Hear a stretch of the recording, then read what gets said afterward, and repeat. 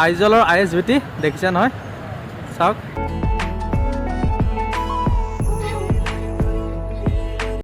Hello' everyone, সকলোকে স্বাগতম জনাইছোঁ মোৰ আন এটা ভিডিঅ'লৈ। মই আছোঁ এতিয়া আইজলত যোনটো ISBT আছে তাতে আছোঁ। এইখনৰ বাছখন কেপিটেল বাছ, এইখনতে যাব লাগিব গুৱাহাটীলৈ।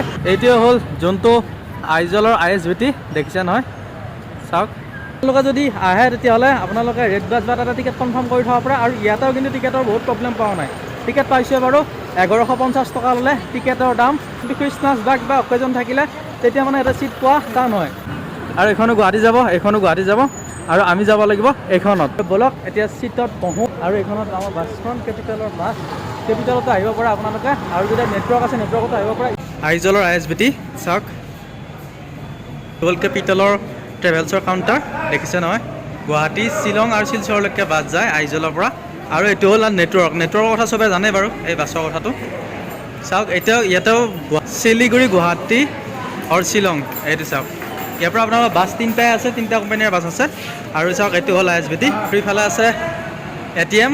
আৰু এইখনেই হ'ল আমাৰ কেপিটেলৰ বাছখন, যোনখনত যাম এতিয়া বাছখনৰ ভিতৰত। আৰু এয়া হ'ল কেবিন ড্ৰাইভাৰৰ। আৰু এয়া হ'ল ছিটবিলাক দেখিছে নহয়, এয়া ছিট গোটেই। আৰু আমাৰ ছিটখনটো আপোনালোকক দেখুৱাই দিম, চাওক। এইটো হ'ল মোৰ ছিট 29, এইটো চাওক 29 দেখিছে নহয়। আৰু এয়া গোটেই বাছৰ ইণ্টেৰিয়ৰখিনি ভিতৰৰ দেখিছে নহয়। এই ছিটত বহি ল'লোঁ, মোৰ ছিট 29। আৰু ধুনীয়াকৈ বহি যাব লাগিব এতিয়া আইজলৰ পৰা গুৱাহাটীলৈ।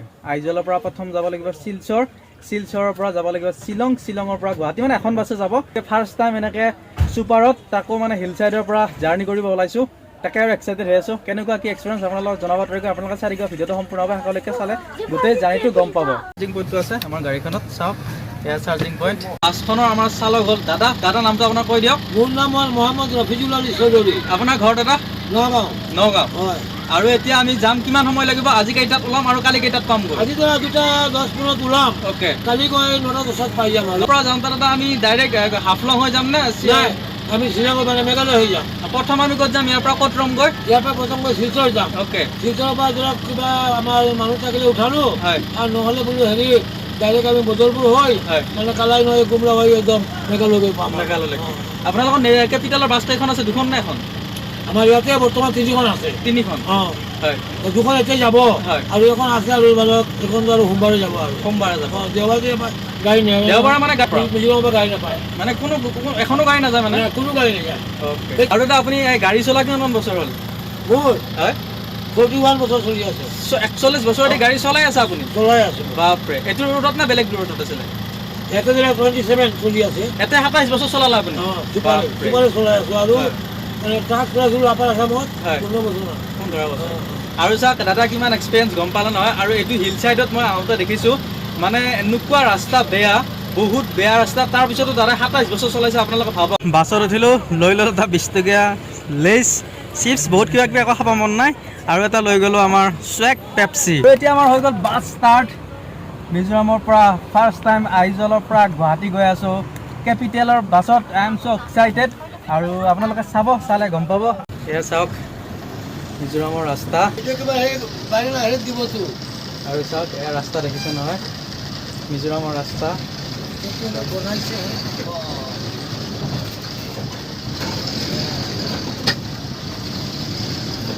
প্ৰথমবাৰ আহি আছোঁ এয়া মিজোৰামত।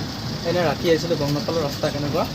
তাৰপিছত আজি দিনত আহিছোঁ কাৰণে গম পাইছোঁ ৰাস্তা কেনেকুৱা দেখিছে নহয়। অফ ৰ'ডিং।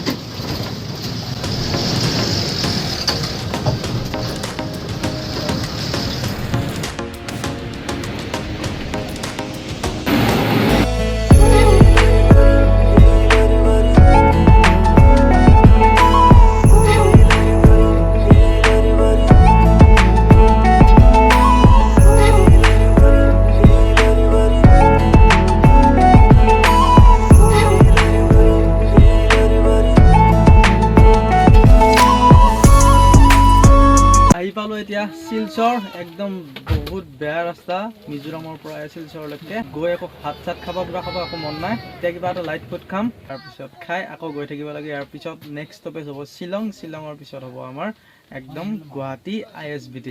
এতিয়া ৰেড বুল খাম, বাহিৰত ওলাই গৈ আৰু কথা পইচা অলপ খাই লৈ এনাৰ্জি লৈ লওঁ। আৰু তাৰপিছত কেক এটা আনিছোঁ, বেলেগ একো নাই। এইটো আনিছোঁ কেক, ব্ৰিটেনিয়া কেক। ৰাস্তাটো ইমান বেয়া মিজোৰামৰ পৰা ইয়ালৈকে। কেক আৰু ৰেড বুল বাছ, একো নাই। মানুহবিলাক ভাত খাব গৈছে, মই ভাত চাত খোৱা নাই, কেক খালোঁ আৰু ৰেড বুল। আপোনালোকো যদি মানে কষ্ট কৰি বেয়া পায় বাছত একদম নাহিব। ফ্লাইটত আহিব, ফ্লাইটতো এতিয়া বৰ্তমান ফেয়াৰ বহুত দেখাই আছে। গুৱাহাটীৰ পৰা আইজললৈকে ফেষ্টিভ ছিজন হয়, যেনেকুৱা বৰদিন বা খ্ৰীষ্টমাছ, এইটো ছিজনত মানে অলপ ফেয়াৰটো বেছি হয়। বাহিৰৰ পৰা যে মানুহবিলাক আহে ঘূৰি ফুৰি ভাল পায় বা চকী নহয় মানে অফ ৰোডিঙত ভাল পায়, তেতিয়াহ'লে আহিব পাৰে মিজোৰাম। আপোনালোকো আহিব পাৰে মিজোৰাম ভালে আৰু মানে গ্ৰীনেৰী ঠাইটো আৰু বাকী পৰিষ্কাৰ বা মানুহখিনি ভালে আৰু কাকলৈ মানে কোনো ব্যস্ত নাই। এইটো ভিডিঅ' সেইকেইটা সামৰিম, মানে অহাকালি আকৌ লগ পাই আছোঁ।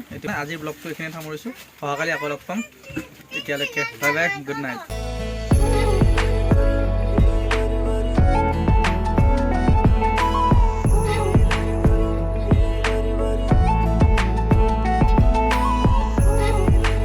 আইজলৰ পৰা মিজোৰামৰ পৰা জাৰ্ণি কৰি এতিয়া আহি পালোঁ শ্বিলং। গাড়ীখন দেখিছে না, আমাৰ গাড়ীখন যোনখনত আহিছোঁ কেপিটেল। কিন্তু ৰোড আছে মিজোৰামৰ পৰা গুৱাহাটীলৈকে প্ৰায় মানে গাড়ী বহুত কম, 4খনমান গাড়ীহে আছে। সেইখন নাপায় আৰু একো গাড়ী চাড়ী নাপায় ইমান। শ্বিলঙৰ পৰা ভালেই পাইছোঁ, কিন্তু শ্বিলঙৰ আগলৈকে যিখিনি ৰাস্তা আছিলে বহুত বেয়া আছিলে। সেই আৰু অফ ৰোডিং এক্সপিৰিয়েঞ্চ ভাল, কিন্তু বাকী যদি জেনুইনভাৱে চাই এক্সপিৰিয়েঞ্চটো ইমান ভাল নহয় আৰু। মানে মিজোৰামৰ পৰা 18 ঘণ্টা জাৰ্ণি সামৰি এইখনত গৈছিলোঁ, এতিয়া আহি পালোঁ কেপিটেল ট্ৰেভেল। এইখনত আহিলোঁ আৰু এতিয়া গুৱাহাটী আহি পালোঁ ফাইনেলি ISBT। এক্সপিৰিয়েঞ্চটো ইমান ভাল নহ'ল, মানে শ্বিলঙলৈকে ৰাস্তা খুব বেয়া। শ্বিলঙৰ পৰা ভাল বাৰু, শিলচৰৰ পৰাও কিছু ভাল, তাৰপিছত শ্বিলঙৰ পৰা গোটেই ভাল বাৰু।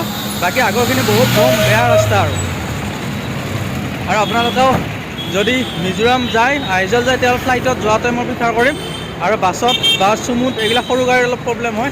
মিজোৰাম আইজল ট্ৰিপটো এইখিনিতে সামৰিছোঁ, আৰু এইটো ভিডিঅ' এইখিনিতে সামৰিছোঁ। নেক্সট ভিডিঅ'ত আকৌ লগ পাম। Love you always.